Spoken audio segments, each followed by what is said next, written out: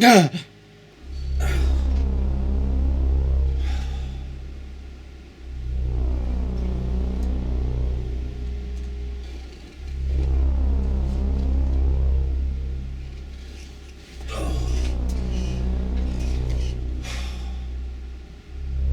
Horrible dream.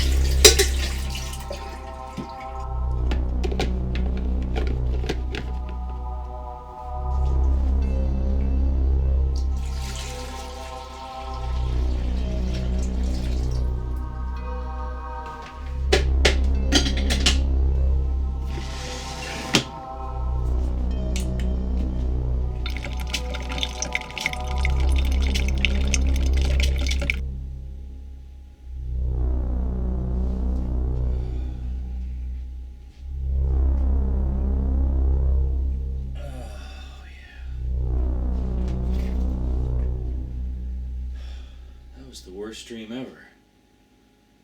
I dreamt that I'd been using a crappy webcam for the past 2 years worth of my videos. God, what a nightmare.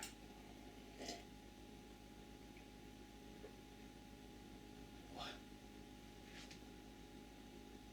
Oh my God.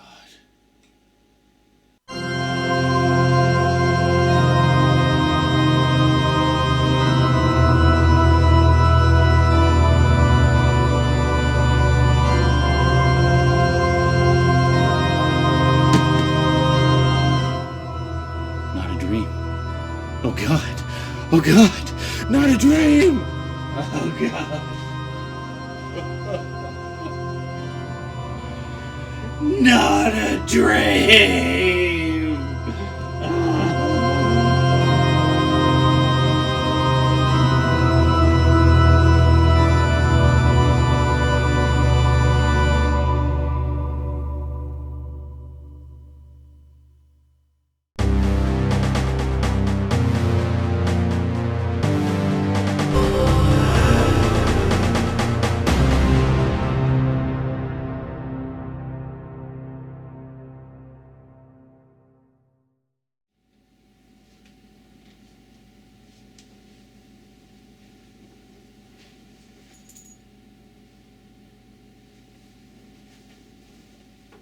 Greetings, everyone. I got a new camera! And this ancient clunker is not it. This is actually my oldest camera. It's an ancient camera-only unit, that big honking cable that you need to plug into an old VCR. I don't even have the old VCR. I don't know why I keep this thing around. Just nostalgic reasons, I guess. Anyway. Boy, it has been a long, painful journey of wanting a better camera and being too poor. And buying a lot of DVDs and Blu-rays instead of saving up for a new camera. Yeah, I know, it's basically my own fault. Well, anyway, who cares? Who cares? I bought lots of DVDs and Blu-rays, and I got a new camera. Eventually. I gotta say, it feels really good to be able to do stuff like this. Oh, look at that. I can just kind of grab the camera and move around and do stuff. And oh yes, my Halloween decorations are still up. Don't look over there. There's boxes that I don't want you to see. Basically boxes from packages and shit and whatever. Oh, sorry. Hold it. Sorry. I keep forgetting the microphone's on the top of this thing, and I have to keep from touching it. And again, we haven't seen this for a while. You'll probably see me looking over there a lot instead of at you. It's because there's a little flip-out screen, and I keep looking over at it. Yeah, but now, you know, I can be more spontaneous because I can just grab the camera and go anywhere with it. It's freaking awesome. I didn't realize how much I'd missed that. Using the webcams all this time, I've basically been tethered to the computer. It's a jungle back there. But yeah, I've just been tethered to the computer the whole time, so it kind of limited what I could do in terms of mobility. So what I just ended up doing was pretty much just leaving everything in a more or less permanent setup right there. Camera, you know, on the tripod, and Yeti mic for the audio. At least the audio's been awesome lately. But yeah, I was getting a little tired of the lacking picture quality. I'm sure you'll agree this this camcorder is a hell of a lot better. I mean, not only is it better frame rate, but it's way better picture quality. I mean, you can actually see detail behind me. You can actually probably read a lot of the titles on the shelf over there, you know, well, if you've got a big enough screen. But yeah, this is where it's at. This is like good and proper 1080p. This is what this should have been all along. But I was just too, I don't know, unfocused on the prize at the end of the race there to make it happen. So I can't really show you the camera with the camera. So I guess we'll have to fire up the crappy webcam one more time so I can show you the new camera. Let's take a look. Just bear with me for a minute. I have to fire up the other computer so I can record the audio with the Yeti. Here with the Logitech stuff to... Here, just look at my cool desktop background. Isn't that awesome? Transformers, 30th anniversary for the win.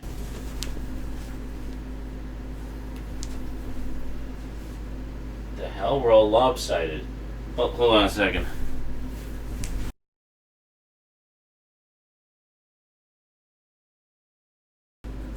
Alright.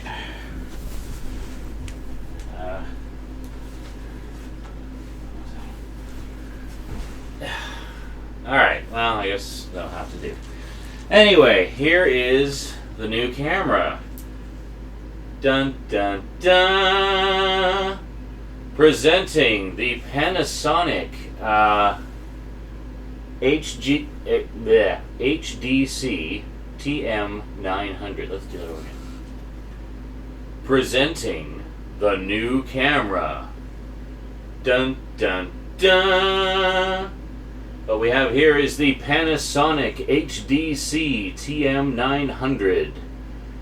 And stupid autofocus, that's the one. There, full HD camcorder. Records in AVC HD, which is basically Blu-ray format.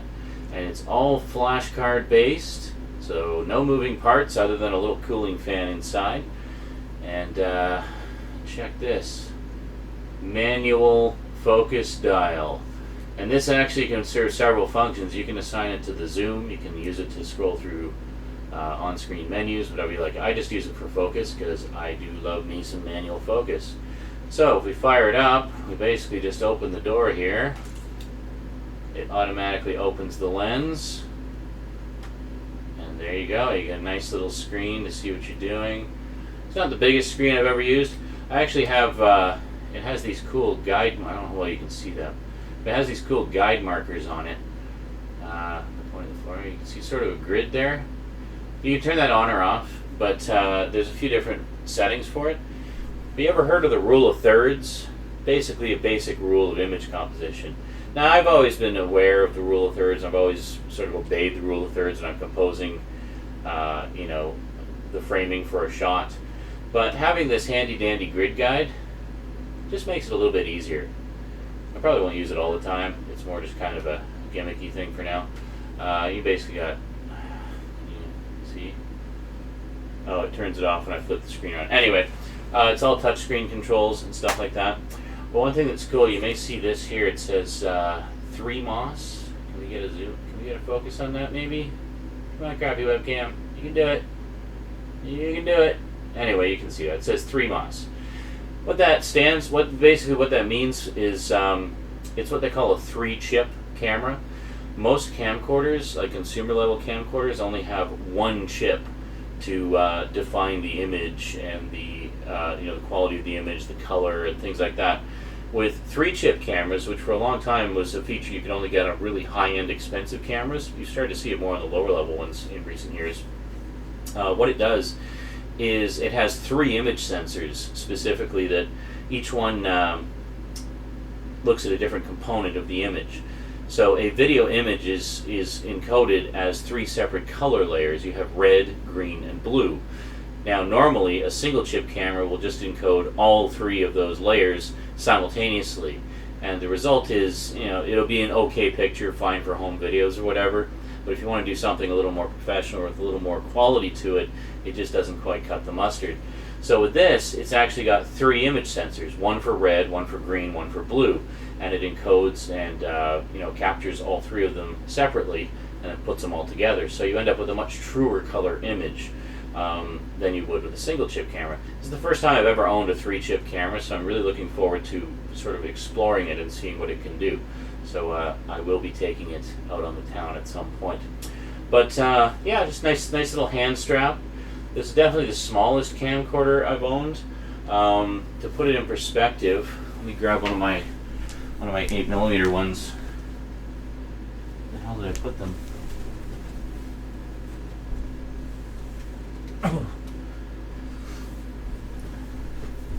To give you some idea of the comparison, this is the last camera I bought. This is the Digital 8, what's the model number? It's the 820. The DCR TRV 820, which is an NTSC Digital 8 camcorder. And to give you some idea of the size comparison, there's quite a difference in size here.